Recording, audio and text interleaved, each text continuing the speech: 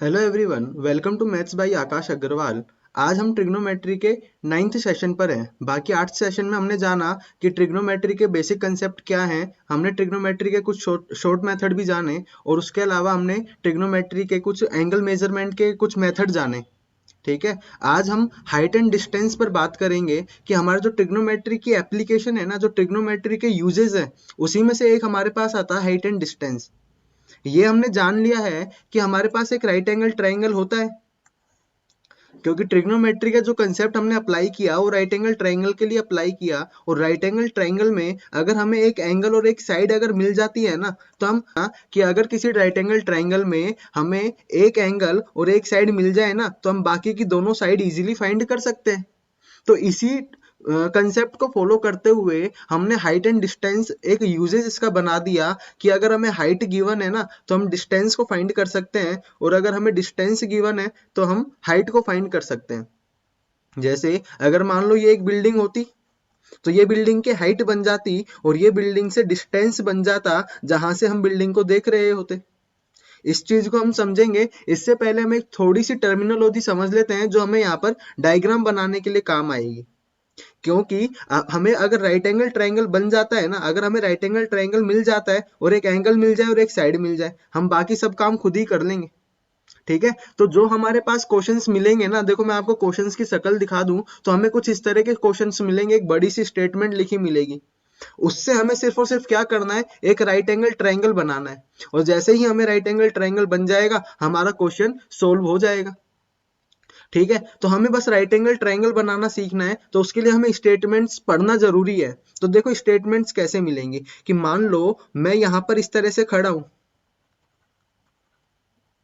ठीक है, और ये मेरा आई लेवल होगा, जिसे हम हॉरिजॉन्टल बोलते हैं। क्योंकि एंगल का बनना जरूरी है, और एंगल हमेशा कहां से बनता है, हॉरिजॉन्टल से बनता है, क्षैतिज से बनता है।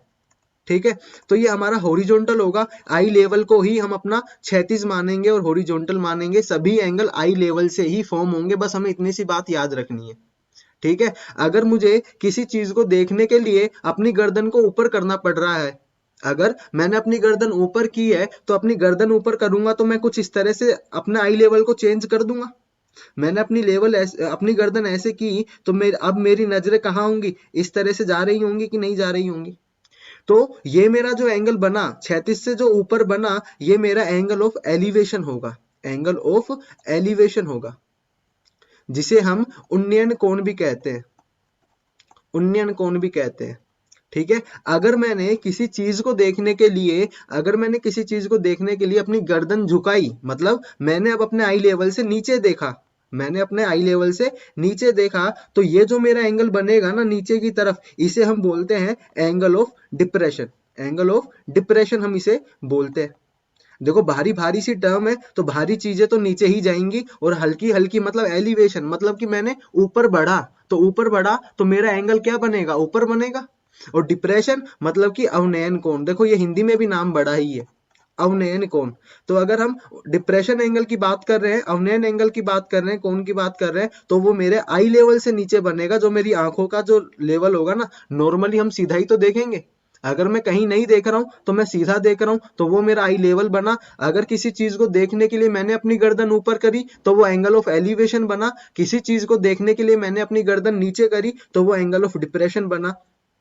ठीक है, तो ये हिंदी में भी कुछ नाम याद रख लो। वैसे एलिवेशन और डिप्रेशन दो टर्म अगर आप याद रख लोगे हिंदी वाले, तो कोई दिक्कत नहीं हो जाएगी। ठीक है, तो ये एंगल ऑफ एलिवेशन और एंगल ऑफ डिप्रेशन आपको समझ में आ गया होगा कि किस तरह से ये हमें काम देगा। ठीक है, तो हम क्वेश्चंस के साथ साथ इसके कंसेप्ट को समझेंगे। जैसे जैसे हमें क्वेश्चन मिलते जाएंगे, उसकी स्टेटमेंट हम पढ़ेंगे, कुछ नया कुछ आएगा उसको हम समझ लेंगे वहीं पर ही। ठीक है, तो हम क्वेश्चन पर आते हैं सीधा ही समझने के लिए। हम क्वेश्चन पर आए, यहाँ पे गिवन है if the angle of elevation. तो देखो यहाँ पे किसकी बात कर रहे हैं हम, एंगल ऑफ एलिवेशन की बात कर रहे हैं। तो मतलब मैंने अपने आप को देखने के लिए ऊपर किया होगा। अगर मैंने एंगल ऑफ एलिवेशन की बात की है, तो मैंने किसी चीज को देखने के लिए अपनी गर्दन क्या की होगी, आई लेवल से ऊपर की होगी, अपनी गर्दन ऊपर की होगी। अच्छा एक चीज और हम यहाँ पे छोटी सी चीज समझ ले कि मान लो मैं यहाँ पर किसी ऑब्जेक्ट को देख रहा हूं। मान लो ये मेरे पास एक बिल्डिंग है, ये मेरे पास एक बिल्डिंग है। ठीक है, और ये यहाँ पर रोड के बगल में ये बिल्डिंग बनी हुई है, और यहाँ से एक मेरा रोड जा रहा है। क्लियर है? अब मैं यहाँ पर खड़ा हूँ, अगर मैं खड़ा हूँ तो कुछ मेरी हाइट रही होगी कि नहीं रही होगी? ये मेरी हाइट है, मान लो मेरी हाइट 5 फुट है और ये 50 फीट की बिल्डिंग है हमारे पास। समझ लेते हैं, ये 50 फीट की बिल्डिंग है और मेरी हाइट 5 फीट है। ठीक है, तो अब जब मैंने देखा तो मेरा आई लेवल तो मेरे यहाँ पर होगा, तो ये इस तरह से जा रहा होगा। ठीक है, और ये मैंने यहाँ पर ये जो, अगर मान लो मैं इसके टॉप को देख रहा हूँ, बिल्डिंग के टॉप को देख रहा हूँ, तो ये बिल्डिंग का टॉप ऐसे बनेगा। तो अब हम जब इस कंसेप्ट को पढ़ते हैं, जब हम हाइट एंड डिस्टेंस में चैप्टर को पढ़ रहे हैं ना, तो यहाँ पे देखो ये वाला हाइट का गैप आ जाएगा। जो मेरी हाइट होगी वो बिल्डिंग के हाइट में सब्ट्रैक्ट होनी चाहिए वैसे तो, और मेरी हाइट ये तो 5 फीट मैंने मान लिया, लेकिन हर केस में अलग अलग होगी। तो यहाँ पे हम अपनी हाइट को नेग्लेक्ट मान के चलते हैं कि हमारी हाइट है ही नहीं, हम जब नीचे खड़े हो रहे हैं ना तो हम धरती में नीचे जा रहे हैं। तो ये जो अगर हम सही बात करेंगे ना, तो वो इस तरह से करेंगे कि मैं यहाँ जमीन में नीचे जा रहा हूँ, मेरा बाकी जो बॉडी पोर्शन है वो सारा जमीन के अंदर है, और मेरी आंखें आके सिर्फ बाहर निकल रही हैं, और वो भी इस तरह से कि बाकी का ऊपर का पोर्शन भी कोई लेना देना नहीं है, ये सीधा आंखें बाहर निकल रही है, और यहाँ से मैंने बिल्डिंग के टॉप को देखा है, तो ये एंगल बनेगा। सिंपल सी बात यहाँ पे बस यही बताना चाह रहा हूं मैं, कि जो मेरी हाइट होगी ना हम उसे कंसिडर नहीं करेंगे, जो बंदा देख रहा होगा उसकी हाइट हम कंसिडर नहीं करेंगे, बाकी जो हाइट हमें गिवन है बस उसी की हाइट हम कंसिडर करेंगे। अगर क्वेश्चन बोल देता है कि मेरी हाइट 5 फीट है, तो हम मानेंगे कि हाँ अब मेरी भी हाइट आ गई है, अब मैं जमीन से बाहर आ गया हूं, अब मैं अपने आप को यहाँ पर खड़ा करूंगा। क्लियर है? इस चीज को हमें बस याद रखना है। अब बाकी आगे क्वेश्चन पे चलते हैं। If the angle of elevation, तो हम किसकी बात कर रहे हैं? एलिवेशन एंगल की बात कर रहे हैं, मतलब हमने ऊपर देखा होगा of the top of a building, तो मैंने बिल्डिंग के टॉप को देखा है, तो हमने यहाँ पर एक बिल्डिंग बनाई, ये मेरे पास एक अच्छी सी और ऊंची सी बिल्डिंग है। ठीक है, मैंने इसके टॉप को देखा, मैं मान लो यहाँ पर खड़ा था रोड पर, और इस रोड से मैंने इस टॉप को देखा बिल्डिंग के। क्लियर है? From a point 50 metre away, मैं यहाँ पर खड़ा था, उसने बोला है कि किस पॉइंट से, जो 15 मीटर दूर है बिल्डिंग से। अब वो इस तरफ भी हो सकता था और यहाँ पर भी मैंने कहीं एक 15 मीटर दूर बिल्डिंग से एक पॉइंट ले लिया है, जहां से मैंने बिल्डिंग के टॉप को देखा है। ठीक है, अब देखो यहाँ पे हमें एक कंफ्यूजन ये हो सकता है कि मैं बिल्डिंग से जो डिस्टेंस मुझे लेना है, जो दूरी मुझे लेनी है, वो मैं इस पॉइंट से लूं या फिर इस पॉइंट से लूं या फिर मैं इसके मिड पॉइंट से लूं। तो देखो फिजिक्स में हम एक थ्योरम पढ़ते हैं, पॉइंट मास थ्योरम। उसका क्या मतलब होता है? उसका मतलब ये होता है कि हम जितने भी ऑब्जेक्ट हमारे हम बात करेंगे ना, चाहे वो एक पुली हो या फिर कोई एक ब्लॉक हो या फिर कोई भी चीज हो, हम उसको पॉइंट मानकर चलते हैं। जितना भी उसका वेट या मास होगा ना, वो उस पॉइंट को ही कंसिडर करके चलेंगे, कि सारा का सारा, चाहे इतना बड़ा ब्लॉक हो चाहे पूरा आदमी हो, वो एक पॉइंट कंसिडर करते हैं वहां पर। ठीक है, हमने फिजिक्स पढ़ी है सभी बच्चों ने, साइंस तो पढ़ी ही होगी 9th क्लास तक, तो वहां पे हमने ये पॉइंट बिंदु मास थ्योरम हमने देखी थी, तो वहां पे हमने सभी ऑब्जेक्ट के मास को एक पॉइंट मान लिया था। तो उसी तरह से मैथ में भी हमारे पास जितना भी स्ट्रक्चर होता है ना, हम उसको बस एक लाइन मानकर चलते हैं, हमें बाकी बिल्डिंग से कोई लेना देना नहीं है कि वो कितनी चौड़ी है, कितनी अच्छी है और कितनी बुरी है, बस हमें तो उसकी हाइट से मतलब है। तो हम बाकी सारा पोर्शन उसका हटा देंगे, हमें तो बस एक राइट एंगल ट्रायंगल बनाना है। तो देखो मेरा राइट एंगल ट्रायंगल जैसे ही बनेगा ना, मैं बाकी के सभी पोर्शन को यहाँ पे हटा दूंगा, उससे मुझे कोई लेना देना नहीं है। तो ये राइट एंगल ट्रायंगल मेरा ऐसे बन रहा था, लेकिन राइट एंगल ट्रायंगल रखना है, सारा भी नहीं हटाना है, राइट एंगल ट्रायंगल को तो रखना है। तो ये राइट एंगल ट्रायंगल तो रख लो, बाकी बिल्डिंग हटा दो, ये भी हटा दिया मैंने। ठीक है, तो बिल्डिंग की हाइट मुझे मिल गई। ठीक है, उसने बोला है कि 15 मीटर दूर मैंने पॉइंट लिया था, तो ये 15 मीटर मुझे डिस्टेंस दिया हुआ है, ये 15 मीटर मुझे डिस्टेंस दिया हुआ है, बिल्डिंग की हाइट में h मान लेता हूँ। और उसने बोला है कि जो ये एंगल ऑफ एलिवेशन बन रहा है, देखो ये आई लेवल था मेरा, मैं यहाँ पर खड़ा था, तो ये मेरा आई लेवल था, और इस आई लेवल से मैंने ऊपर देखा, क्योंकि एलिवेशन एंगल की बात हम कर रहे हैं यहाँ पर हम उन्नयन कोण की बात कर रहे हैं। यहाँ पे ऊंचाई कोण बोल दिया है, ऊंचाई का कोण, तो यहाँ पे तो सिंपल ही है, या फिर इसे उन्नयन कोण में लिखा मिलेगा आपको ये हिंदी में, तो ये उन्नयन कोण आपको पता होना चाहिए। तो ये 60 डिग्री हमें गिवन है। ठीक है, the height of the building is, हमें बिल्डिंग की हाइट बतानी है कि ये जो एच है ना, ये क्या होगा। तो देखो वैसे तो आप निकाल सकते हो कि यहाँ पर ये 60 डिग्री है, ये हमें एक लेंथ यहाँ पर गिवन है, तो सेकंड लेंथ निकालने में हमें कोई दिक्कत नहीं है, हमें एक रेशियो लेना है परपेंडिकुलर बेस में, तो यहाँ पर tan थीटा ले लेंगे। लेकिन अब यहाँ पर इस चैप्टर को हम पढ़ रहे हैं, तो कुछ इजी फॉर्म से हमें इस क्वेश्चन को करना होगा। तो देखो हम कैसे कर सकते हैं, हमें बस दो ट्रायंगल हमें अपने दिमाग में याद रखने हैं, बाकी सारे हम क्वेश्चन देखते ही कर देंगे।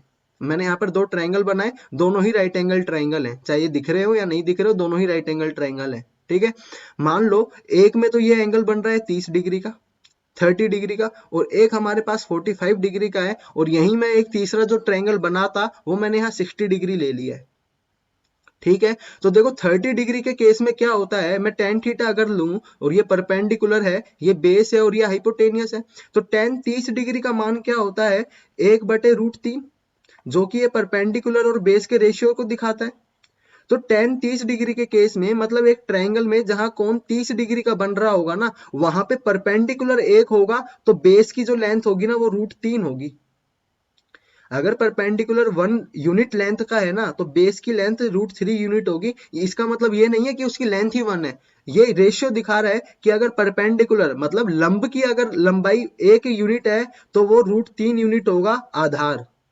ठीक है, तो अगर ये 1 यूनिट है तो ये कितना होगा, √3 यूनिट होगा, और ये हाइपोटेनियस अगर हम निकाल लें पाइथागोरस थ्योरम से तो ये 2 निकल कर आता है। तो हमें बस ये रेशियो याद रखना है कि अगर परपेंडिकुलर 1 यूनिट है तो ये √3 यूनिट होता है और ये 2 यूनिट होता है। सिंपल सी बात कि 30 डिग्री के सामने वाली साइड छोटी होगी और 60 डिग्री के सामने वाली साइड बड़ी होगी, क्योंकि जैसे जैसे एंगल बढ़ेगा वैसे वैसे सामने वाली लेंथ भी तो बढ़ेगी। तो 60 डिग्री के सामने वाली लेंथ √3 होगी, 30 डिग्री के सामने वाली लेंथ 1 होगी, और ये 90 डिग्री के सामने वाली लेंथ 2 होगी। तो आपको बस यहां से क्या याद रखना है, यहां से आपको ये याद रखना है, ये बाकी की चीजें मैं हटा देता हूं। यहां से ये याद रखना है आपको कि 60 डिग्री के सामने वाली लेंथ हम √3 मानेंगे, 30 डिग्री के सामने वाली लेंथ हम 1 मानेंगे, और 90 डिग्री के सामने वाली लेंथ हम 2 मानेंगे।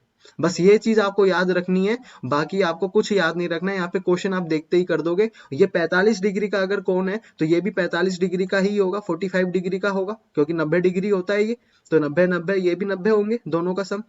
तो ये 45 ये 45, अगर कोण बराबर है तो इनके सम्मुख भुजाएं भी बराबर ही होंगी, तो ये भी 45 होगी, मतलब ये भी इसके बराबर होगी। तो अगर ये 1 यूनिट है और ये भी 1 यूनिट होगी, क्योंकि दोनों भुजाएं बराबर होंगी, दोनों लेंथ बराबर होंगी। तो ये वाली लेंथ हमारी क्या निकल कर आएगी, √2 निकल कर आएगी। तो 45 डिग्री के केस में अगर ये लेंथ 1 यूनिट है तो ये लेंथ भी 1 यूनिट होगी, और 90 डिग्री के सामने वाली लेंथ √2 यूनिट होगी। क्लियर है, ये दोनों ट्रायंगल आपको याद रहेंगे। बाकी अब हम क्वेश्चन को देखते हैं, देखते ही हम इसको सोल्व कर देंगे। देखो ये 60 डिग्री है, 60 डिग्री के सामने वाली लेंथ कितनी होगी, √3 यूनिट होगी। ठीक है, और 60 डिग्री के सामने वाली लेंथ अगर √3 है तो ये वाली लेंथ कितनी होगी, 1 यूनिट होगी।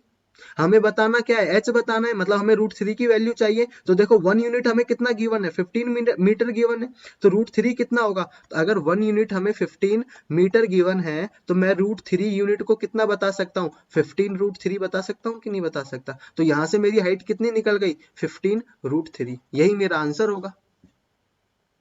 क्लियर है, नेक्स्ट क्वेश्चन पे चलते हैं। The length of a string between a kite and a point on the ground is 50 metre. क्या कह रहा है कि एक पतंग उड़ रही है, तो पतंग बना देते हैं। तो ये मेरी पतंग है, ठीक है, इस तरह की एक पतंग यहाँ पर उड़ रही है, और ये पतंग उड़ के यहाँ पे एक पॉइंट से मैं इसे उड़ा रहा हूँ, यहाँ पे ये मेरे हाथ में ये मैंने पतंग पकड़ी हुई है। क्लियर है। अब देखो सही मायने में तो ये धागा होता है, जो स्ट्रिंग होती है वो इस तरह से नहीं, वो इस तरह से जाती है। हमने पतंग उड़ाई और सबने देखा है कि वो इस तरह से जाता है। लेकिन देखो यहाँ पे एक स्टेटमेंट हमें देखने को मिलेगी, if there is no slack in the string, मतलब उसमें कोई भी स्लैक नहीं है, कोई भी ढलान नहीं है, सीधा स्ट्रेट है। तो हम स्ट्रेट बनाएंगे यहाँ पे, ये हमें कंसिडर करना पड़ेगा कि ये जो स्ट्रिंग जा रही है बिल्कुल सीधी जा रही है, क्योंकि वरना फिर एक्चुअल लेंथ ही नहीं निकल पाएगी।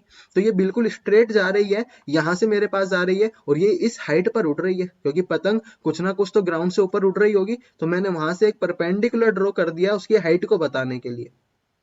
ठीक है, तो यहां मेरे पास राइट एंगल ट्राइंगल बन गया कि नहीं बन गया, एक राइट एंगल ट्राइंगल मैंने बना दिया। आगे क्वेश्चन को हम पढ़ देते हैं। The string make an angle of 30 degree. अब देखो यहाँ पे हमें उसने ना तो एलिवेशन बताया है ना ही डिप्रेशन बताया, लेकिन आप ये एक बात ये बताओ, अगर मैं ग्राउंड पर खड़ा हूं और मैं पतंग को उड़ा रहा हूं तो एंगल एलिवेशन हो रहा होगा कि डिप्रेशन हो रहा होगा। अब जमीन फाड़ के तो पतंग नीचे गई नहीं होगी, तो पतंग तो हवा में ही ऊपर उड़ रही होगी, तो ये एंगल ऑफ एलिवेशन की ही बात कर रहा होगा, जो कि हमें कितना गिवन है, 30 डिग्री गिवन है। If there is no slack in the string, इसकी हमने बात कर ली है। The height of the kite, हमें पतंग की हाइट बतानी है, कोई कितना ऊपर उड़ रही होगी। अब देखो हमारा ट्रायंगल बन गया है, तो फालतू की चीजें हम हटा दें। मैंने हटा दिया फालतू की चीजें। अब मैं अपने आप को भी हटा देता हूँ, बड़े ही गंदा लग रहा था। तो देखो the height of the kite हमें बतानी है, इसको हम h मान लेते हैं। और ये हमें गिवन है क्या? ये हमें गिवन है? नहीं गिवन है, हमें तो स्ट्रिंग की लेंथ गिवन है 50 मीटर। ये हमें गिवन है 50 मीटर कि जो लंबा जो स्ट्रिंग है ना उसकी लेंथ 50 मीटर है। हमें ये नहीं बताया कि हम कितनी दूर से पतंग को उड़ा रहे हैं, ठीक है। और हमें हाइट पूछा है, ठीक है। तो मैंने बताया ये अगर 30 डिग्री है तो इसके सामने वाली लेंथ 1 यूनिट होगी, ये रूट 3 यूनिट होगी और ये 2 यूनिट होगी। अगर 2 यूनिट की वैल्यू 50 है तो 1 यूनिट की वैल्यू कितनी होगी? 25 मीटर। तो हमें पता चल गया कि पतंग ग्राउंड से कितना ऊपर उड़ रही होगी? 25 मीटर ऊपर उड़ रही होगी। या फिर इस क्वेश्चन को हम कैसे भी कर सकते थे, देखो ये हाइपोटेनियस होगा, ये बेस होगा, ये परपेंडिकुलर होगा। हमें परपेंडिकुलर चाहिए, हमें हाइपोटेनियस गिवन है, और हम किस में रिलेशन ले लें? साइन में ले लें, क्योंकि ये वाला रेशियो कौन बताता है? साइन थीटा बताता है।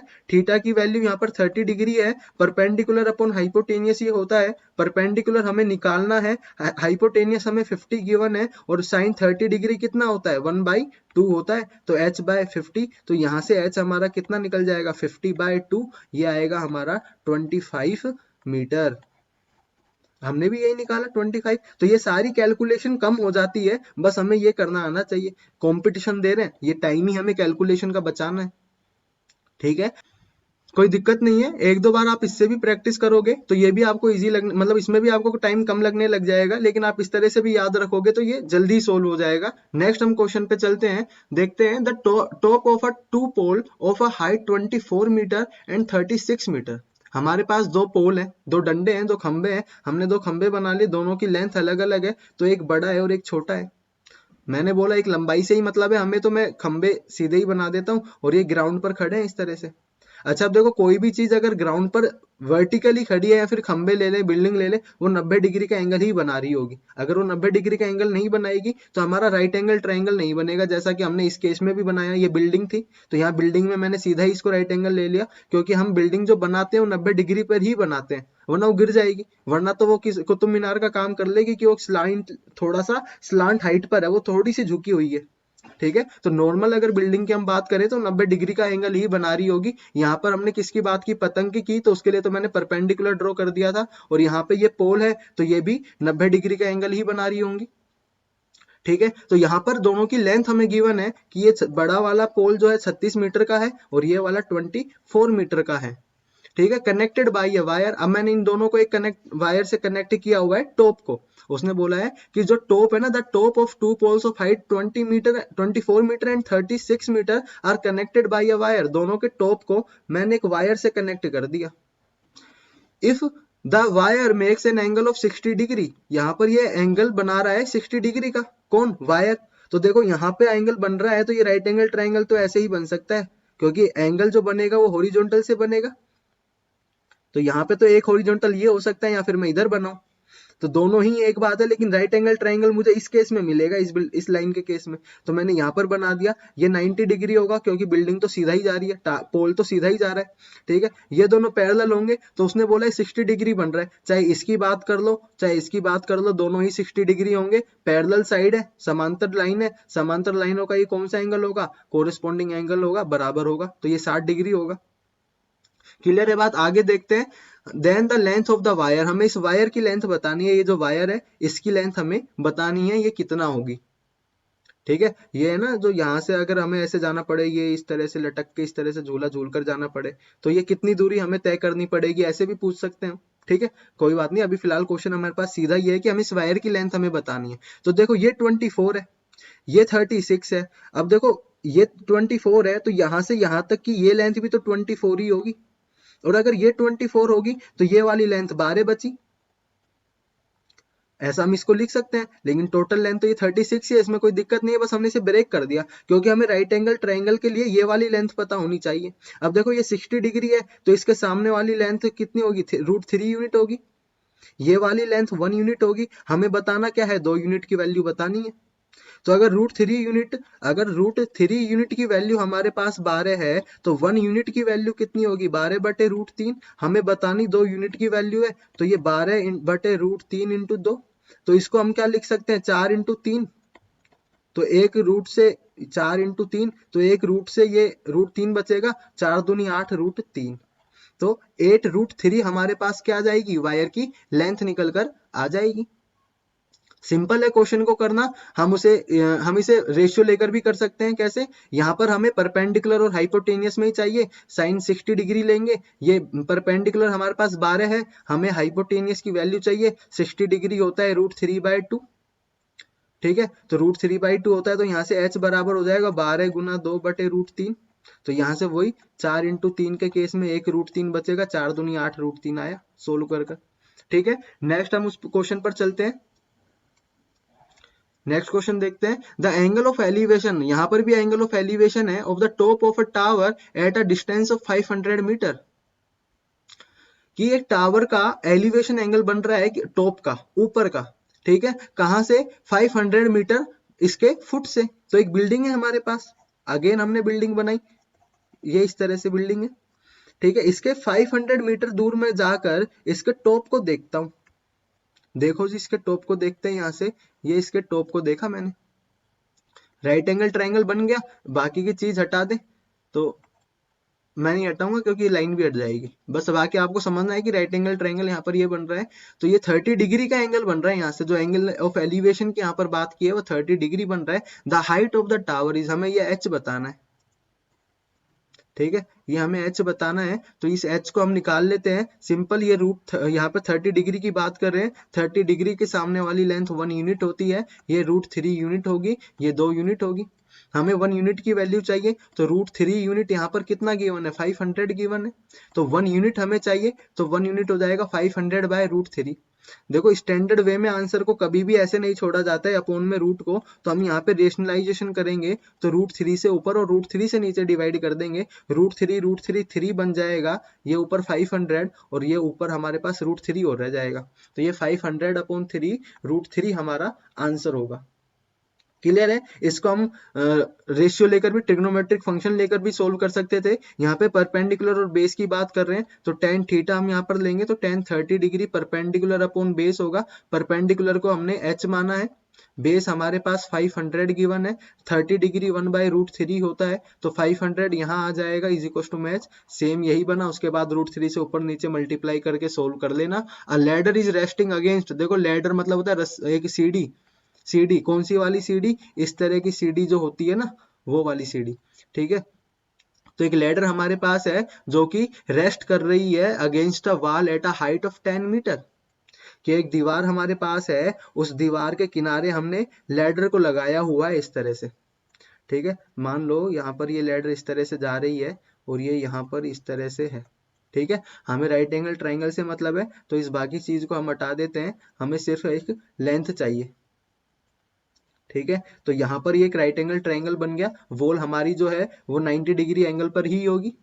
ठीक है, उसने हमें क्या दिया है कि जो हाइट है, जिस पॉइंट पर ये कांटेक्ट है, देखो बिल्डिंग वॉल तो और भी आगे तक जा रही होगी, लेकिन जिस पॉइंट पर हमारी जो लेडर है वो दीवार से लगी हुई है, वो हाइट हमारी 10 मीटर गिवन है। ठीक है, ये बात आपको समझ में है। इसने बोला है against a wall at a height of 10 metre, कि वो किस हाइट पर लगी हुई है, दीवार से 10 मीटर की हाइट पे चिपकी हुई है, दीवार तो और भी ऊपर तक होगी, है ना, तो वो 10 मीटर पे रुकी हुई है। If the ladder is incline at an angle of 30 degree, अब वो किस, विद द ग्राउंड, तो वो ग्राउंड से जो जिस एंगल पर इंक्लाइन है वो उसने बताया 30 डिग्री, ये 30 डिग्री पर झुकी हुई है ग्राउंड से। The distance of the ladder from the wall, अब देखो इस पॉइंट पर ये कनेक्टेड है ग्राउंड से, और यहाँ ये वॉल का पॉइंट जो फुट है वो नीचे कनेक्टेड है ग्राउंड से। उसने यही पूछा है कि लेडर वॉल के फुट से कितना दूर है, ये पूछा है distance of the ladder from the wall, कि वॉल से कितना दूर लेडर का फुट है, हमसे ये पूछा है, तो हमें ये वाली लेंथ बतानी है। मान लेते हैं ये है x। ठीक है, परपेंडिकुलर बेस में tan थीटा ले लेंगे, लेकिन हम तो नहीं लेंगे क्योंकि 30 के सामने वाली लेंथ 1 यूनिट होती है, ये √3 यूनिट होती है। 1 यूनिट हमें tan दिया हुआ है, तो √3 यूनिट कितना होगा, tan √3 होगा। तो यहाँ से मेरा सीधा ही आंसर आ गया, tan √3 हमारा डिस्टेंस होगा जहां से लेडर का फुट जो है ना वॉल से दूर होगा। नेक्स्ट क्वेश्चन पे हम चलते हैं। The angle of elevation of the top of a tower at a distance of 30 metre, वो कह रहा है कि एंगल ऑफ एलिवेशन होगा of the top of a tower, एक टावर है, ये टावर हमने लिया, उसका 30 मीटर दूर से फ्रॉम द इट्स फुट, इसके पैरों से, फुट से हमने लिया 30 मीटर दूर, 30 मीटर के डिस्टेंस पर एक पॉइंट लिया, वहां से हमने इसके टॉप को देखा, इसके टॉप को देख लिया, ठीक है। तो वो जो एंगल बन रहा है वो 45 डिग्री का बन रहा है, जो एंगल ऑफ एलिवेशन की बात कर रहे हैं। सिंपल सी बात है, अब जो टावर है वो जमीन से ऊपर होगा, ऊपर देखने के लिए मुझे भी ऊपर ही देखना पड़ेगा, और ऊपर देखना पड़ेगा तो एंगल ऑफ एलिवेशन बन रहा होगा, जो कि उसने बताया 45 डिग्री का। The height of the tower is, हमसे हाइट ऑफ द टावर पूछी है, तो देखो हमें पता है कि अगर एंगल 45 डिग्री है, अगर एंगल 45 डिग्री है तो ये एंगल भी 45 डिग्री होगा, और इसके आमने सामने की जो साइड होंगी वो दोनों इक्वल होंगी, तो ये वाली लेंथ इस लेंथ के इक्वल होगी, क्योंकि ये 1 यूनिट है तो ये भी 1 यूनिट होगा, तो ये 30 है तो ये भी 30 होगा। तो हमें इसमें कुछ करना ही नहीं था, सीधा सीधा टावर की हाइट क्या आ गई, रूट 30 मीटर आ गई है। नेक्स्ट क्वेश्चन पर हम आते हैं। The shadow of an electric pole standing on a ground is 40 metre less when the angle of elevation changes from 30 degree to 45 degree, the length of the pole is. अब देखो इस चीज को थोड़ा समझ लो कि हमारे पास, पहले तो हम ये समझ लेते हैं कि शेडो बन कैसे रही है ना। कि देखो हमारे पास यहाँ पे एक सूरज होगा, सन, ये भाई साहब की वजह से ही हमारे पास यहाँ पे शेडो बन रही होगी, तो ये यहाँ पर चमक रहे हैं, और ये हमारे पास कोई एक टावर यहाँ पर ग्राउंड पर खड़ा हुआ है, यहां से रेज निकल रही होंगी इस तरह से, ये रेज हमारे पास यहाँ पर निकल रही हैं, ठीक है, और वो ऐसे जा रही है। अब देखो कि जो यहां से रेज जा रही होंगी, ये वाली रेज, ये तो रेज ब्लॉक हो गई होंगी इस टावर से टकरा कर, ये तो यहीं पर ही अटक गई होंगी, लेकिन यहां से जो सबसे पहली वाली रेज जाएगी वो ऐसे जाएगी, है ना। तो जो सबसे पहली वाली जो रोशनी होगी, जो सबसे पहले लाइट आएगी वो यहां पर आएगी, इसके बाद बाकी रेज आ जाएंगी इधर, इसी तरह से सेम यहां से आ रही है, ठीक है। तो शेडो कैसे बनी कि जहां जहां ये सन रेज नहीं गई, वहां वहां पे क्या हो गया, अंधेरा हो गया, और बाकी आगे से आने लग गया, तो यहां तक मुझे इसकी शेडो देखने को मिल रही होगी, यहां से यहां तक। तो समझ में आ गया कि शेडो बन कैसे रही है, ठीक है। तो वो बोला है कि जब ये एंगल 30 डिग्री से 45 डिग्री हो जाता है। अब देखो 30 डिग्री और 45 डिग्री से मतलब क्या है यहाँ पर, तो इसको मैं वापस एक बार फिर से बनाता हूं। तो देखो पहले ये जो सन था ये यहाँ से निकला, है ना, यहाँ पहाड़ वहाड़ है और ये पहाड़ के पीछे से निकल कर आया और ये यहाँ पर दिखा, तो सबसे पहले जो सन रे गई वो इस तरह से गई, और जो एंगल बना वो हमारा बना 30 डिग्री पर, क्योंकि ज्यादा तिरछी लाइन होगी यहाँ पर, तो ये इस तरह से। अब ये थोड़ा और टाइम निकला तो ये थोड़ा और ऊपर चले गए, और ये ऊपर चला गया तो यहाँ पे आ गया, अब ये यहाँ आ गया, तो यहाँ आकर इसने किरणें जो है ऐसे फैलाई अपनी, ज्यादा ऊपर चला गया, थोड़ा पीछे ले लेते हैं, ये यहाँ पे हमने ले लिया, और ये यहाँ से किरणें जा रही हैं, अब रेज जा रही हैं, अब ये रेज जा रही हैं, तो देखो अब ये जो पहली रेज आएगी वो इधर से ऐसे जाएगी, बाकी रेज ऐसे जाने चली जाएंगी। हम पहली वाली की बात कर लेते हैं, तो ये वाली गई, अब ये ज्यादा स्ट्रेट है, तो ये वाला एंगल अब जो बन रहा होगा वो 45 डिग्री का बन रहा होगा, क्योंकि ये रेज पहले ऐसे गई, फिर ये थोड़ा और ऊपर जाएगा, फिर ये वाली रे ऐसे आएगी, फिर और ऊपर जाएगा, फिर ये रे ऐसे जाएगी, फिर और ऊपर जाएगा, और ये रे ऐसे जाएंगी, फाइनली ये 45 डिग्री के एंगल पर आई। जब उसने बात की कि पहले 30 डिग्री बन रहा था, अब 45 डिग्री बन रहा है, लेकिन जो शेडो बन रही थी पहले वो इतनी बड़ी बन रही थी, अब वो शेडो इतनी सी बनने लग गई है ना। तो ये जो शेडो की जो लेंथ है, ये जो शेडो की लेंथ है वो कितनी कम हो गई है, वो 40 मीटर कम हो गई है, ये 40 मीटर शेडो कम हो गई है, ठीक है। तो the when the angle of elevation changes from 30 degree to 45 degree, तो जो एंगल ऑफ एलिवेशन चेंज होगा वो किसका होगा, ये सन रेज का होगा, सूरज की किरणों का होगा, ठीक है। तो ये 30 डिग्री से 45 डिग्री हुआ, तो ये 40 मीटर की शेडो छोटी हो गई। The length of the pole is, अब हमें ये शेडो, ये पोल की लेंथ बतानी है कि ये पोल की लेंथ क्या होगी, तो हम इसे वापस बना लेते हैं फिगर को साफ सुथरा सा। तो ये हमारे पास फिगर जो बन रहा था वो इस तरह से बन रहा था, ये पोल था, पहले रे ऐसे जा रही थी, फिर रे ऐसे जाने लगी, तो यहाँ 30 डिग्री था, यहाँ 45 डिग्री था, ये 40 मीटर छोटी हो गई थी शेडो, तो इतनी छोटी हुई है, इसको हम एच मान लेते हैं, ठीक है। हमें एच की वैल्यू बतानी है। अब देखो यहाँ पर अगर हम इस ट्राइंगल को कंसिडर करें, अगर हम इस ट्राइंगल को कंसिडर करें, इस वाले ट्राइंगल को, इस ट्राइंगल को हम कंसिडर करें, इस वाले ट्राइंगल की हम बात कर रहे हैं, तो ये एंगल 45 डिग्री है, अगर ये 45 डिग्री एंगल है तो इस ये दोनों साइड जो होंगी वो इक्वल लेंथ की होंगी, तो ये h है तो ये भी h होगा।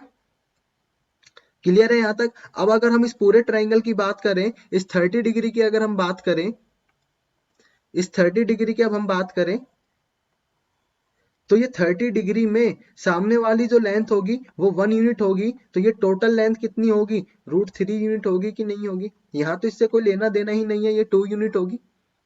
तो मुझे 1 यूनिट कितना दिया हुआ है? h दिया हुआ है, तो √3 यूनिट की वैल्यू क्या होगी? अगर 1 यूनिट h है तो √3 यूनिट कितना होगा? √3h।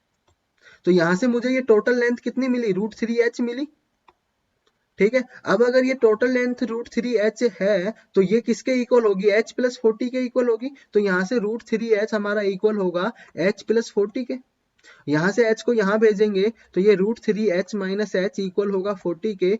h मैंने कॉमन लिया तो ये √3 माइनस 1 इक्वल टू में 40, और h मेरा आया 40 अपॉन √3 माइनस 1। मैंने बोला कि स्टैंडर्ड वे में आंसर को इस तरह से नहीं छोड़ा जाता है, तो मैं रेशनलाइजेशन करूंगा। तो रेशनलाइजेशन किस तरह से होगा वो हम यहाँ देख लेते हैं।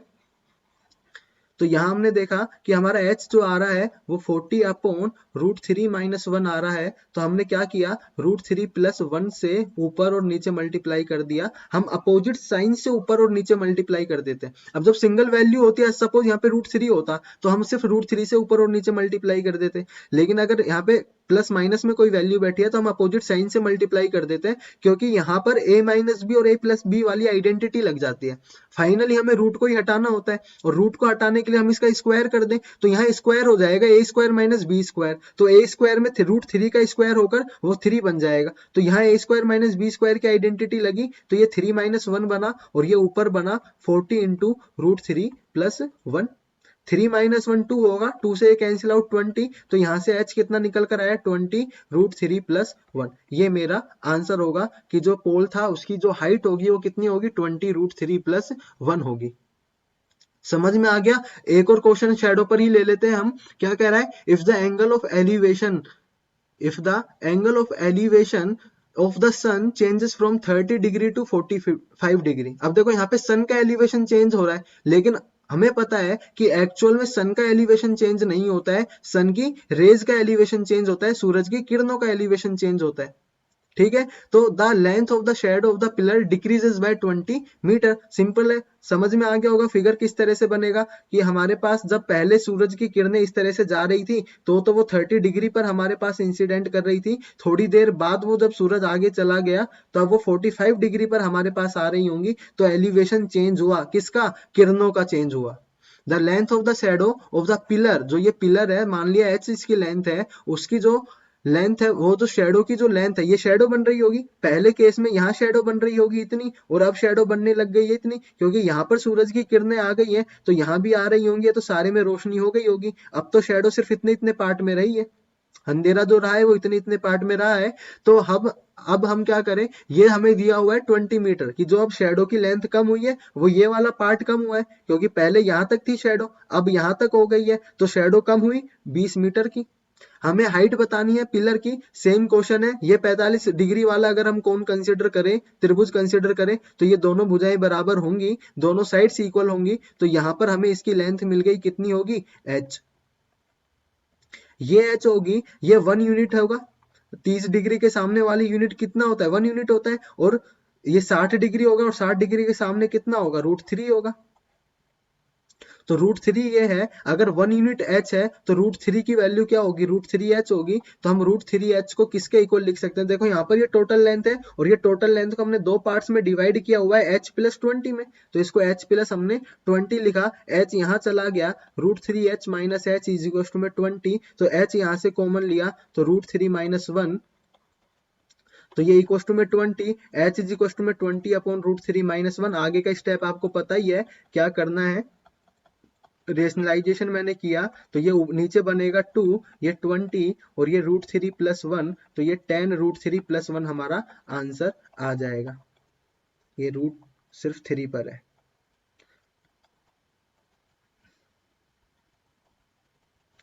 ठीक है, ये मेरा आंसर होगा। क्लियर है? नेक्स्ट क्वेश्चन पे चलते हैं। The elevation of the top of a tower from a point on the ground is 45 degree. कि वो एंगल ऑफ एलिवेशन की हमसे बात कर रहा है, मतलब उन्नयन कोण की हमसे बात कर रहा है किसी टावर के टॉप के लिए, कि यहाँ पर एक टावर है, इसके टॉप को मैंने देखा किसी एक पॉइंट से, ठीक है, तो उसका जो एंगल ऑफ एलिवेशन है वो 45 डिग्री का है, तो मैं एलिवेशन के लिए ऊपर देखना पड़ेगा, तो ये एंगल जो बना ये 45 डिग्री का बना। On travelling 60 metre from the point towards the tower.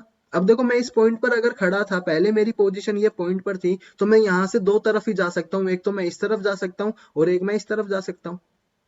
लेकिन वो कह रहा है कि मुझे किस तरफ जाना है, टुवर्ड्स द टावर, मुझे टावर की तरफ जाना है, टावर की ओर मुझे जाना है, तो टावर की ओर मैं जाऊंगा तो मुझे इस तरफ जाना पड़ेगा, तो मैं इस तरफ जाऊंगा।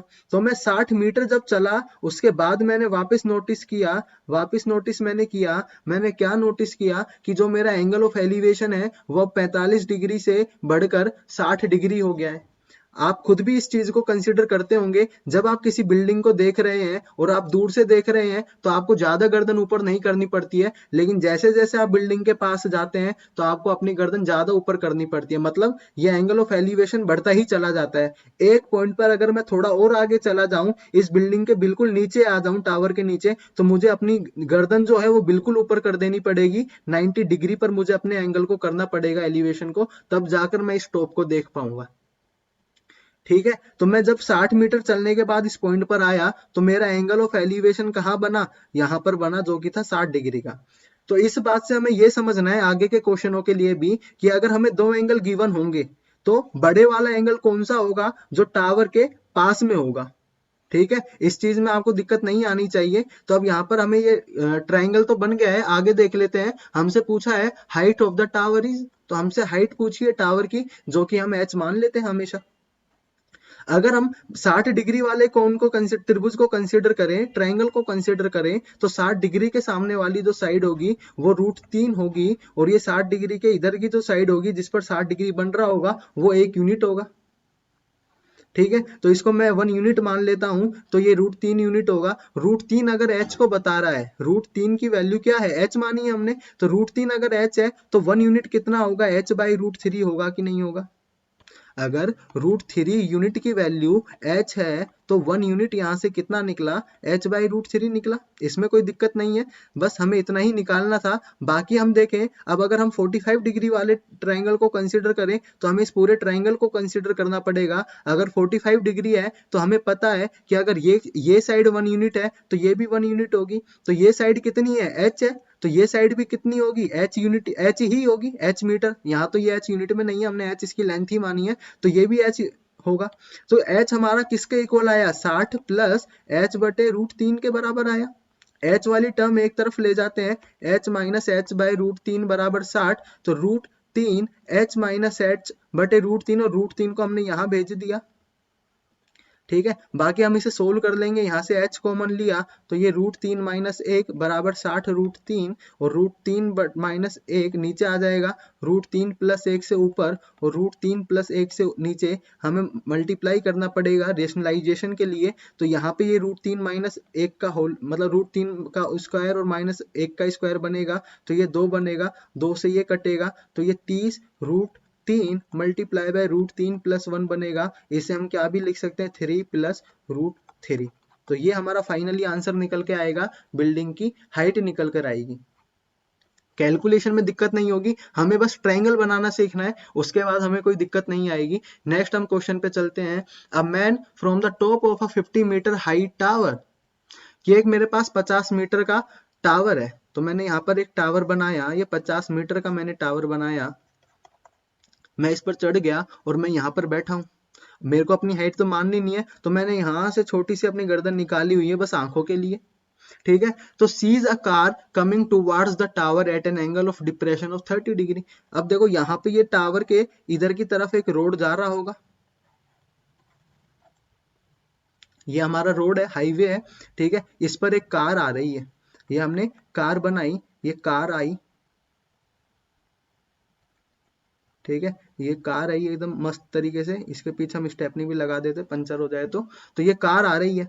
मैंने यहाँ से इस कार को देखा, तो मेरा जो डिप्रेशन एंगल बना, देखो पहले जो मेरा आई लेवल होगा, डिप्रेशन एंगल पहली बार आया क्वेश्चन में तो इसको समझ लेते हैं। यहाँ से जब मैं देख रहा हूँ तो नॉर्मल मेरा आई लेवल ये बन रहा होगा, 0 डिग्री पर। हॉरिजॉन्टल फिलहाल मेरा ये होगा, क्षैतिज मेरा यहाँ पर यही होगा, क्षैतिज जिसे हम हिंदी में बोले तो। ठीक है, तो यहाँ पे मैं देख रहा हूँ, अब इस कार को देखने के लिए मुझे अपने आप को ऐसे झुकाना पड़ेगा, और मैंने जब अपने आप को झुकाया तो ये झुकाने की वजह से कौन सा बन गया, डिप्रेशन बन गया।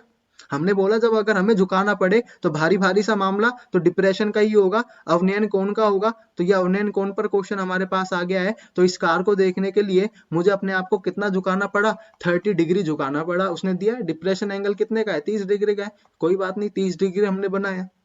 आगे वो क्या कह रहा है, after some time the angle of depression become 60 degree. कुछ देर बाद जब कार और चली, कार यहाँ पर आकर पहुंची, तो ये कार कार तो सेम ही रहेगी, अब बनेगी नहीं लेकिन सेम कार, लेकिन हमें समझनी पड़ेगी कि वो सेम ही कार है, लेकिन बन गई है। तो ये कार हमारे पास जब यहाँ आकर पहुंची तो हमारा जो एंगल होगा वो चेंज होगा। अब मुझे और थोड़ा अपने आप को झुकाना पड़ेगा, मैंने और झुकाया तो मैंने यहाँ देखा, अगर कार यहाँ पहुंच जाती तो मुझे गिरना ही पड़ता। ठीक है, तो मेरा जो डिप्रेशन एंगल है वो 30 डिग्री से चेंज होकर 60 डिग्री हो गया है। तो अब ये जो कंप्लीट एंगल यहाँ तक आकर पहुंचा, ये पूरा जो एंगल बना है ये कितना होगा, 60 डिग्री होगा। कंफ्यूज मत होना, ये वाला एंगल नहीं होगा, ये कंप्लीट एंगल होगा यहाँ से स्टार्टिंग से, क्योंकि जो भी एंगल मेजर होता है वो हमेशा क्षैतिज से होता है, हॉरिजॉन्टल से होता है। तो ये एंगल भी यहीं से मेजर हुआ होगा। तो ये 60 डिग्री है। हमें बताना है the distance travelled by the car. ठीक है, हमें कार ने कितना डिस्टेंस ट्रेवल किया ये बताना है। हमारे पास ट्रायंगल बन गए, तो अब हम गाड़ी हटा देते हैं। मन तो नहीं कर रहा है, बढ़िया सी गाड़ी बना दी थी मैंने, तो ये हटा देते हैं। हट गई है, ट्रायंगल बन गया है, तो इसे भी हटा देते हैं। रोड को भी, सड़क भी गई और ये अपनी बिल्डिंग भी गई। ठीक है, लेकिन हमें बिल्डिंग की हाइट गिवन है यहाँ पर 50 मीटर। ये बिल्डिंग की जो हाइट है ये 50 मीटर हमें गिवन है, टावर की हाइट जो है। इस पर मैं बैठा हूं। अब देखो, ये हॉरिजॉन्टल है और ये भी हॉरिजॉन्टल है, दोनों पैरेलल है। तो ये जो एंगल बनेगा ये कोरिस्पॉन्डिंग एंगल बनेगा। तो ये वाला एंगल तो इसके कोरिस्पॉन्डिंग होगा। तो ये वाला तो 30 डिग्री का था, तो ये भी 30 डिग्री का बनेगा। ये वाला 60 डिग्री का था, तो ये 60 डिग्री का बनेगा। अब हम इसको भी हटा देते हैं, इसका भी काम खत्म हुआ। ये 60 डिग्री हमें मिल गया एंगल। ठीक है, इस साइड को भी हटा देते हैं, चलो इसका भी काम नहीं है, इस हॉरिजॉन्टल का भी काम नहीं है। हमारे पास फाइनली राइट एंगल ट्रायंगल निकल कर आ गया है। तो अब देखो, 60 डिग्री वाले ट्रायंगल को अगर हम कंसिडर करें तो इसके सामने वाली जो साइड होगी वो √3 यूनिट होगी, ये 1 यूनिट होगी। अगर √3 की वैल्यू 50 है तो 1 यूनिट कितना होगा, 50/√3 होगा कि नहीं होगा। तो हमें यहाँ से इतना लेंथ मिल गई। ठीक है, अब हम कंप्लीट ट्रायंगल को कंसिडर करें तो ये सॉरी 30 डिग्री है, तो 30 डिग्री के सामने वाली साइड कितना होगी, 1 यूनिट होगी। तो ये टोटल लेंथ कितना होगी, √3 होगी, क्योंकि 30 डिग्री के लिए तो कंप्लीट ट्रायंगल यहाँ तक है। तो ये टोटल लेंथ यहाँ से यहाँ तक कितना होगी, √3 होगी।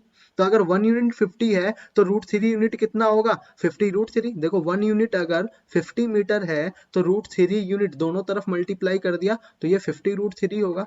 तो ये टोटल लेंथ हमारे पास कितना निकल कर आई, ये हमारे पास निकल कर आई है 50√3। ये आई है 50√3।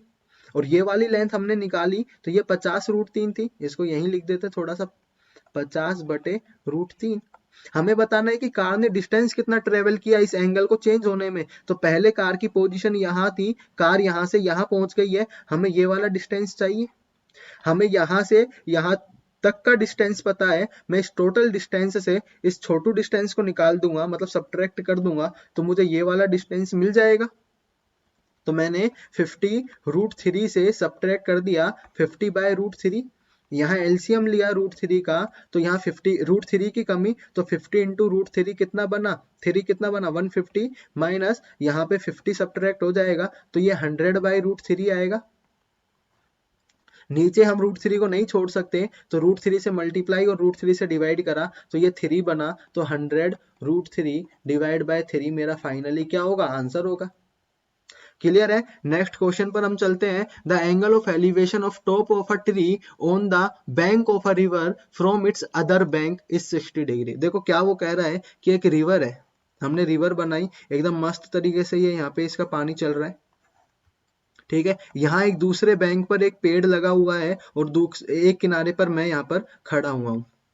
ठीक है, मस्त देख रहा हूँ पेड़ को। अब पेड़ के टॉप को मैंने देखा, ठीक है, यहाँ पर कुछ था तो मैंने इसको देखा। अब इसके फिगर को समझने के लिए मुझे यहाँ से इस सिस्टम को देखना पड़ेगा, जो भी ये सिस्टम बन रहा है मैं यहाँ से देख रहा हूँ। यहाँ से एक फोटो क्लिक की और उसके बाद मैंने इसको देखा, तो देखो ये किस तरह का होगा। अब रिवर ऐसे बन जाएगी, ये पानी ऐसे आ रहा है यहाँ पे, ठीक है, और यहाँ पे पेड़ है मेरा, ये पेड़ है, इस तरह का पेड़, और यहाँ पर मैं था। जब मैंने इसके टॉप को देखा तो इसके टॉप को इसी तरह से देखा, ठीक है, तो इसका ग्राउंड तो ऐसे चल रहा था जो लेवल था, मतलब मेरा आई लेवल जो पहले था, और यहाँ ये ट्री की हाइट होगी, पेड़ कितना ऊंचा था वो ये हाइट ही बता रहा होगा। आगे वो क्या कह रहा है, एंड फ्रॉम, और जो ये एंगल ऑफ एलिवेशन यहाँ पे बना वो 60 डिग्री का बना, उसने ये बात भी बोली है। लेकिन आगे वो क्या कह रहा है, from a point 20 metre further away from this, इस पॉइंट से मैं जो खड़ा था इससे अगर मैं 20 मीटर और पीछे चला जाऊं या 20 मीटर में आगे चला जाऊं, तो देखो आगे तो मैं जा नहीं सकता, क्यों, क्योंकि एंगल अब 30 डिग्री बना है। और मैंने बोला है कि अगर मैं बिल्डिंग के पास या फिर पेड़ के पास में जाऊंगा, पास में अगर जाऊंगा तो हमेशा एंगल बढ़ेगा, कम नहीं होगा, है ना। तो मुझे यहाँ से दूर जाना पड़ेगा जिससे कि एंगल ऑफ एलिवेशन कितना बन जाए, 30 डिग्री बन जाए। तो मैं यहाँ से 20 मीटर थोड़ा पीछे चला गया, और जब यहाँ से मैंने स्टॉप को देखा तो मेरा ये जो एंगल बना ये 30 डिग्री बना। तो यहाँ पे राइट एंगल ट्राइंगल आपको समझ में आ गया होगा। इस राइट एंगल ट्राइंगल को मैं थोड़ा इधर अच्छे से बना लेता हूँ। ये मेरे पास क्षैतिज है, यहाँ पर ये पेड़ है जिसकी हाइट मैंने मान ली, ये ट्री वाली हाइट मैंने मान ली एच। यहाँ से जब मैंने एक पॉइंट से देखा तो ये मेरा एंगल ऑफ एलिवेशन बन रहा था 60 डिग्री का। और जब मैं 20 मीटर पीछे चला गया, 20 मीटर मैंने डिस्टेंस ट्रेवल किया, उसके बाद जब मैंने पेड़ को देखा तो ये ऐसे नहीं देखना पड़ेगा, ये ऐसे देखना पड़ेगा, तो ये बना मेरा 30 डिग्री का। समझ गए। तो यहाँ पे हमसे पूछा है विड्थ ऑफ द रिवर। अब देखो रिवर की विड्थ कौन सी वाली थी, मैंने पहले इस पॉइंट से देखा, है ना, बैंक से देखा, मतलब बिल्कुल किनारे से देखा, तो इसे हम यहाँ पे समझ लेते हैं, ठीक है। और पेट यहाँ पर है, हट ही गया है ये, ठीक है। तो यहाँ से ये पेड़ यहाँ पर था और ये रिवर थी, तो ये इन दोनों के बीच का डिस्टेंस मुझे निकालना है, वही विड्थ ऑफ द रिवर होगी, ठीक है। तो मुझे ये वाला डिस्टेंस ही तो चाहिए, यही तो विड्थ ऑफ द रिवर होगी, क्योंकि दोनों बैंक, रिवर के दोनों बैंकों पर, एक पर पेड़ था एक पर मैं था, जब देखा था तो 60 डिग्री का एंगल बन रहा था ये वाला, है ना। तो मुझे ये वाली लेंथ चाहिए, ये ट्री की हाइट है और ये 20 मीटर में पीछे गया हूं। अगर ये 60 डिग्री का ट्रायंगल में कंसीडर करता हूं तो ये वाली जो साइड होगी वो √3 होगी, ये वाली 1 यूनिट होगी, ठीक है। और 30 डिग्री को अगर मैं कंसीडर करता हूं, 30 डिग्री को अगर मैं कंसीडर करता हूं तो यहाँ पे देखो √3 की वैल्यू तो पहले हम निकाल लेते हैं, ये h है, √3 अगर h है तो यहाँ पे एक कितना होगा, h/√3 होगा कि नहीं होगा, ठीक है। अब हम 30 डिग्री वाले ट्राइंगल पर आते हैं, इस रेशियो को हटा देते हैं, साइड तो मिल ही गई है मुझे। 30 डिग्री वाले ट्राइंगल पर मैं आया तो 30 डिग्री के सामने वाली साइड कितना होगी, 1 यूनिट होगी। तो ये टोटल लेंथ कितना होगी, √3 यूनिट होगी यहाँ से यहाँ तक।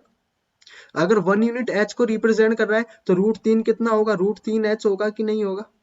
समझ गए इस चीज को। तो यहाँ से √3h की टोटल लेंथ निकल कर आई, तो मैं √3h को क्या भी लिख सकता हूँ, क्योंकि ये भी टोटल लेंथ है यहाँ से यहाँ तक, तो ये 20 प्लस h/√3, तो 20 प्लस h/√3 मैंने इसको लिख दिया। ये h वाली टर्म एक तरफ लिया है, √3h minus h/√3 is equal to में 20, √3 एलसीएम लिया तो ये ऊपर 3h माइनस h बराबर 20, यहाँ पे 2h बनेगा, 2 से 10 बनेगा, तो h यहाँ से 10√3 आ जाएगा। ये मेरी ये मेरी हाइट आई ट्री की, लेकिन मुझे निकालना क्या है, मुझे तो ये विड्थ निकालनी है जो कि कितनी है, h/√3। तो h/√3 मैंने निकाला, h की वैल्यू कितना है, 10√3, तो √3 से √3 कैंसिल, 10 मेरा आंसर होगा। देखो हम इतने में निकाल कर छोड़ देते और ये एक ऑप्शन मिल जाता हमें क्वेश्चन में, जो 4 ऑप्शन हमें गिवन होते ना, डेफिनेटली इसमें 10√3 होता और हम इतना निकाल कर खुश हो जाते। तो हमेशा इस चीज को ध्यान रखना क्वेश्चन करते समय कि हमसे पूछा क्या है।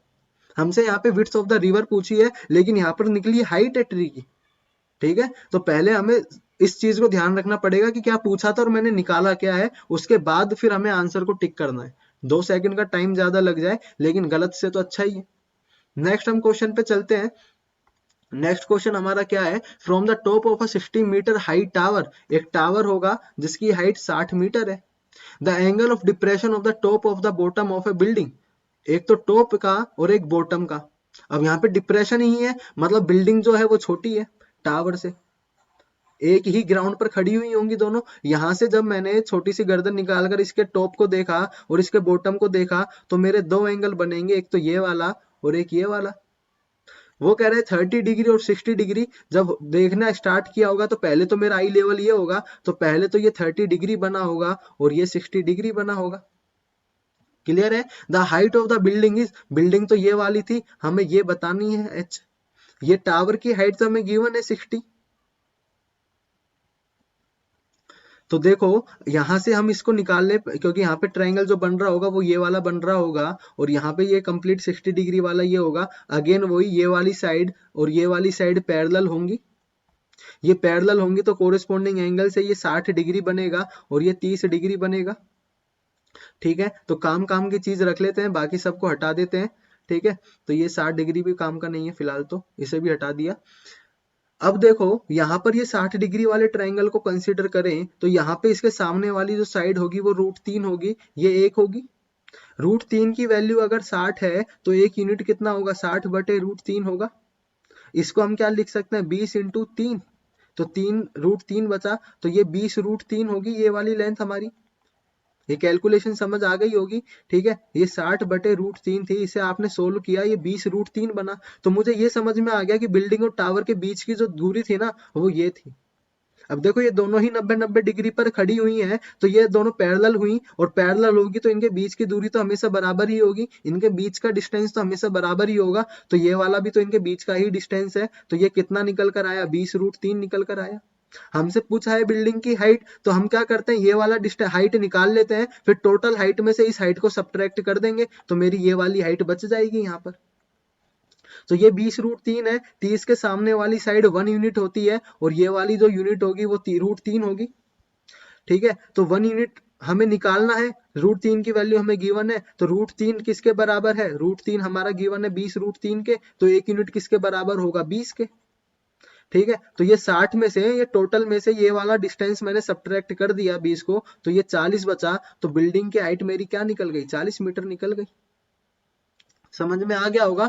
नेक्स्ट हम क्वेश्चन पर चलते हैं। द एंगल ऑफ एलिवेशन, यहाँ पर भी एलिवेशन की बात कर रहे हैं, of the top of the tower from 2 points A and B lying on the horizontal through the foot of the tower are respectively 45 degree and 30 degree. क्योंकि angle of elevation की उसने बात की है।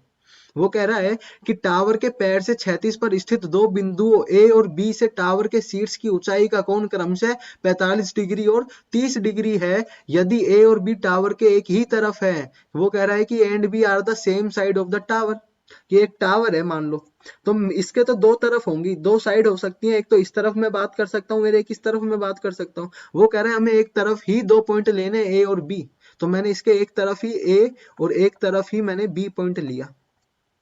ठीक है, मैंने एक तरफ ही इसके ए पॉइंट लिया और एक तरफ ही मैंने इसके बी पॉइंट ले लिया। वो क्या कह रहा है कि जो ए बी का जो डिस्टेंस है ना वो 45 मीटर है, तो ये वाला जो डिस्टेंस है वो 45 मीटर है। The height of the tower is, हमें हाइट ऑफ द टावर बतानी है, ये एच हमें बताना है क्या होगा। एक बार वापस से क्वेश्चन को देख लेते हैं। The angle of elevation of the top of a tower from the 2 point A and B lying on the horizontal through the foot, तो वो हॉरिजॉन्टल पर है दोनों पॉइंट, और उनसे जो एंगल ऑफ एलिवेशन बन रहे हैं वो 30 और 45 डिग्री के बन रहे हैं। अब बताओ कौन सा 45 डिग्री होगा और कौन सा 30 डिग्री होगा। पास वाला एंगल बड़ा होगा और दूर वाला एंगल छोटा होगा। 45 डिग्री की बात करें तो ये भी एच होगा, सेम क्वेश्चन हम शायद पहले कर चुके हैं, बस लैंग्वेज हमारे पास चेंज हुई है यहाँ पर। तो ये 45 है तो ये एच निकल गया, क्योंकि दोनों की लेंथ बराबर होगी। रूट अगर 30 डिग्री वाला ट्राइंगल कंसिडर करें तो इसके सामने वाली जो लेंथ होगी वो 1 यूनिट होगी और ये √3 यूनिट होगी। अगर एक यूनिट की वैल्यू h है तो √3 की वैल्यू कितनी होगी, √3h। तो √3h यहाँ से किसके बराबर होगा, h प्लस 45 के बराबर होगा। तो ये √3 माइनस 1 h इधर भेजोगे ना तो ये फिर इधर से कॉमन लेके ऐसे कर लेना, h बराबर 45/√3 माइनस 1। रेशनाइजेशन करना और बाद में इसका आंसर जो निकल कर आए वो हमारा करेक्ट आंसर होगा। नेक्स्ट क्वेश्चन पे चलते हैं। इस क्वेश्चन में कुछ नहीं था। नेक्स्ट क्वेश्चन पर आए, the angle of elevation of the top of a tower at the point which are at a distance of A and B from the foot of the same horizontal line and on the same side। तो यहाँ पर भी जो दोनों point है ना वो same side ही है और यहाँ पे डिस्टेंस भी हमें दिया हुआ है A और B। तो देखो हमने टावर बनाया, टावर बनाया हमने, ये इस तरह से टावर है हमारा, और उसके एक तरफ हमने दो पॉइंट ले लिए, ए और बी।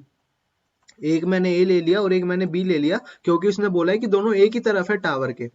ठीक है, और उसने बोला है कि जो डिस्टेंस है ना वो ए और बी है, कहाँ से, हॉरिजॉन्टल के फुट से। देखो हमारा जो डिस्टेंस उसने बताया है, ए पॉइंट का ए और बी पॉइंट का बी, तो ऐसा नहीं है कि ये ए हो गया और ये बी हो गया, नहीं, हमें दोनों पॉइंट का डिस्टेंस उसने बोला है कि फुट से। तो यहाँ ए पॉइंट फुट से ए डिस्टेंस पर है और बी पॉइंट फुट से बी डिस्टेंस पर है। ठीक है, और वो क्या कह रहा है कि जो दोनों एंगल है, एंगल एलिवेशन जो है वो कॉम्प्लीमेंट्री है। तो पहले इन दोनों टर्म्स को समझो कि कॉम्प्लीमेंट्री और सप्लीमेंट्री क्या होता है। कॉम्प्लीमेंट्री एंगल वो होते हैं जिन दोनों एंगल का सम हमारा कितना हो, 90 डिग्री हो, तो वहां सम 90 डिग्री होगा। और एक हमारे पास इसी तरह से सप्लीमेंट्री एंगल होते हैं जिनका सम जो होता है ना वो 180 डिग्री हमारे पास होता है। सम कितना होगा, 180 डिग्री होगा। तो यहाँ पे हमें बोला है कि एक एलिवेशन ए पॉइंट से हुआ, एक एलिवेशन हमारा बी पॉइंट से हुआ, इन दोनों एंगल का जो सम है वो कॉम्प्लीमेंट्री है, मतलब यहाँ पे 90 डिग्री होगा सम। तो इसको तो हटा दो सप्लीमेंट्री को, तो 90 डिग्री होगा। तो अगर मान लो एक एंगल थीटा है तो दूसरा एंगल में 90 माइनस थीटा बोल दूं। सपोज अगर ये एंगल ए होता, ये एंगल बी होता, तो ए प्लस बी तो 90 डिग्री होता। तो तो अगर ए एंगल है मेरे पास तो मैं बी को क्या कह सकता हूं, 90 माइनस बी ए को। तो मैंने यही किया कि अगर एंगल बी थीटा है तो मैंने ए को 90 माइनस थीटा बोल दिया। कोई दिक्कत है इसमें, कोई दिक्कत नहीं। अब इसको हम ले लेते हैं, एक बार इसको थोड़ा बेसिक से समझ लो, उसके बाद ये आपको सीधा रिजल्ट बन जाएगा कि अगर ये टावर की हाइट एच है तो देखो मैं यहाँ पे रिलेशन क्या लिख सकता हूँ, टेन थीटा। मैं इस ट्राइंगल के लिए, बड़े वाले ट्राइंगल के लिए टेन थीटा लिखूंगा एच अपॉन, ये बेस मेरे पास यहाँ पर बी है।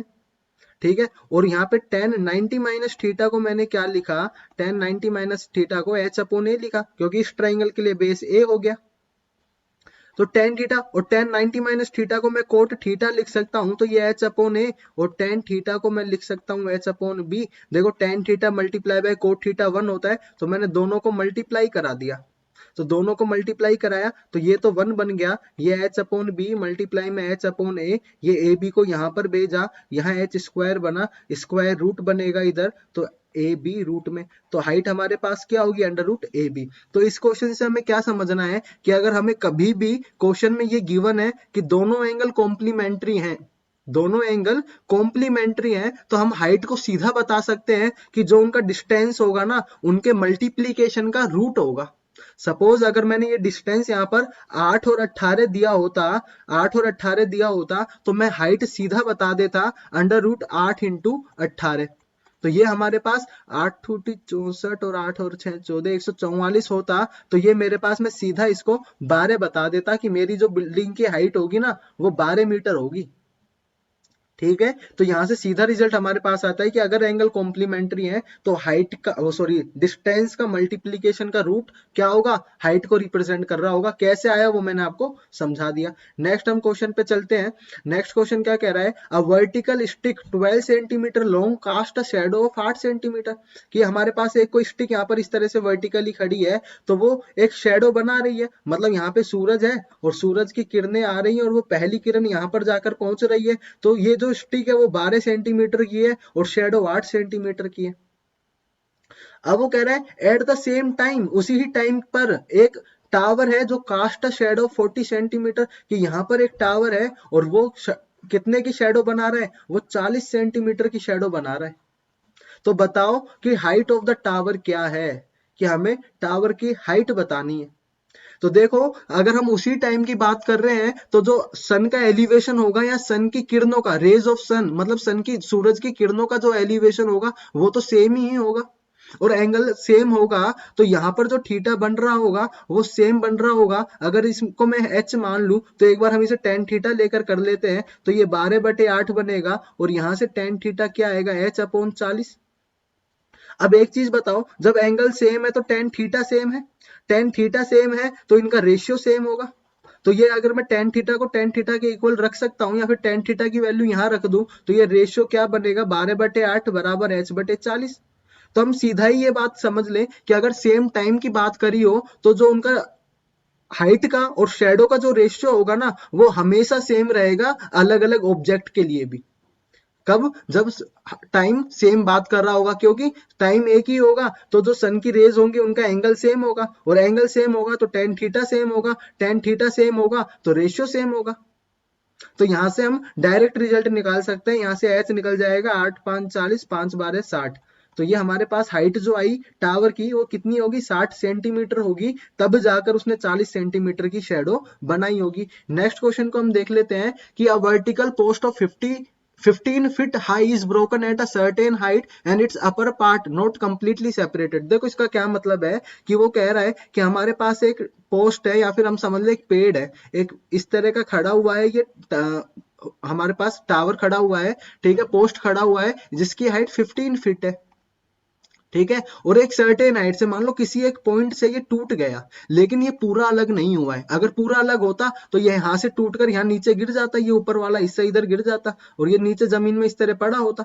लेकिन वो कह रहा है कि ये पूरा नहीं टूटा है, इस तरह से गिरा है कि इसका जो ये टॉप है, मैं इसे एरो से रिप्रेजेंट कर देता हूं कि इसका टॉप यहां से लुढ़क कर, ऐसे धीरे धीरे लुढ़क कर यहाँ जमीन से टच कर रहा है किसी एंगल पर, ये इसका टॉप इस तरह से यहाँ पे ज्वाइन हो गया है।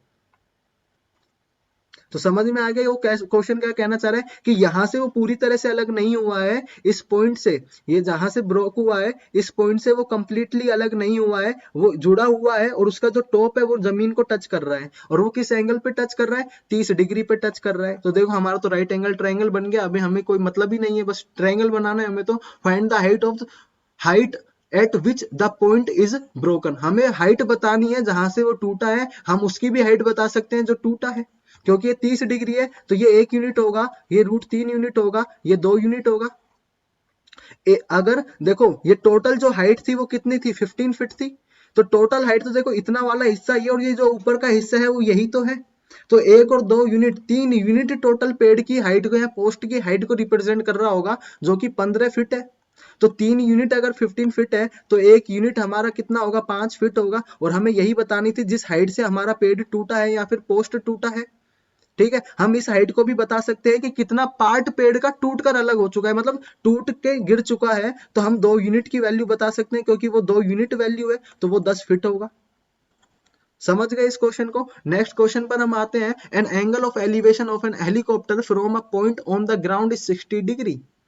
कि एक हेलीकॉप्टर हमारे पास उड़ रहा है, इस तरह का एक हेलीकॉप्टर है, ऐसा नहीं, इस तरह का बना लेते हैं।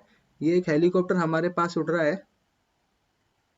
ठीक है। ये हेलीकॉप्टर हमने बनाया, ये ऊपर इसकी पंखड़ियां ये है, और हम इसको देख रहे हैं। तो ये जमीन से जो हाइट पर है ना, ये हमें बताया हुआ है क्वेश्चन में, ये हमारे पास 1500√3 मीटर की हाइट पर ये उड़ रहा है, ठीक है। और इसका जो एंगल ऑफ एलिवेशन बन रहा है वो 60 डिग्री का बन रहा है, ठीक है। थोड़ी देर बाद 15 सेकंड के बाद, मतलब 15 सेकंड और ये उड़ा, ये थोड़ा और आगे चला गया, अब ये हेलीकॉप्टर यहाँ पर आ गया है। तो ये हाइट तो सेम ही है, क्योंकि वो सिर्फ आगे गया है, ऊपर नीचे नहीं आया है। तो उसका जो एलिवेशन है वो बदल कर 30 डिग्री का हो गया है।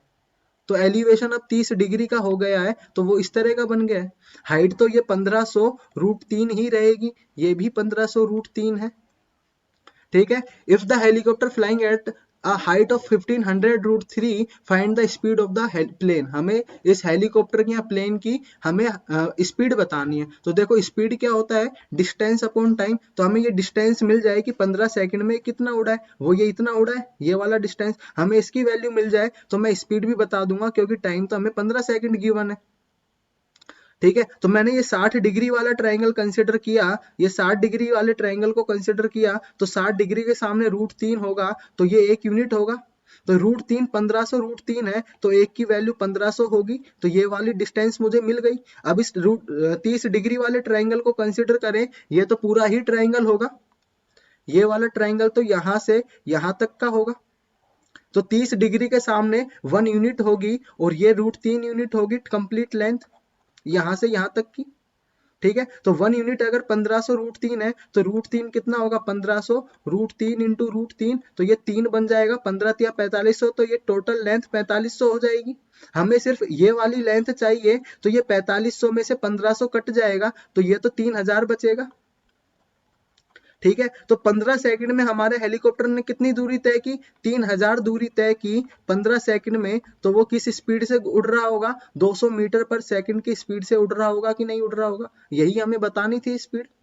तो हम इस तरह के क्वेश्चन को भी कर सकते हैं। लास्ट क्वेश्चन हम देख लेते हैं, क्या the angle of elevation of a moon, moon ले लो सन ले लो एक ही बात है, when the length of the shadow of a pole is equal to its height. क्या कह रहा है क्वेश्चन कि एक पोल हमारे पास है और यहाँ पर एक मून है या सन है, क्योंकि रात में चांद की रोशनी होती है और दिन में सूरज की, तो वो रोशनी से जो शैडो बन रही है वो शैडो हमारी इस तरह की बन रही है कि जो पोल की लेंथ है, जो हाइट है, वो ही उसी हाइट की उसी लेंथ की हमारे पास शेडो बन रही है। मतलब ये दोनों लेंथ इक्वल है।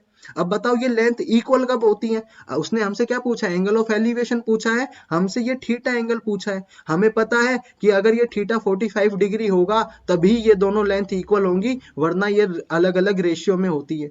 तो यहां से हम एंगल ऑफ एलिवेशन सीधा सीधा 45 डिग्री बता सकते हैं और हमारे क्वेश्चन यही कंप्लीट होते हैं। हमने सभी तरह के मैक्सिमम तरह के जो क्वेश्चन बन सकते थे अच्छे क्वेश्चंस सभी यहाँ पे कवर कर लिए हैं और सभी तरह के कंसेप्ट हमने जान लिए हैं। कुछ एक आधा क्वेश्चन रह गए हैं तो हम जब मिक्स प्रैक्टिस करेंगे तो उसमें उन्हें कंसिडर कर लेंगे। आज के लिए इतना ही, बाकी नेक्स्ट वीडियो में, तब तक के लिए बाय बाय।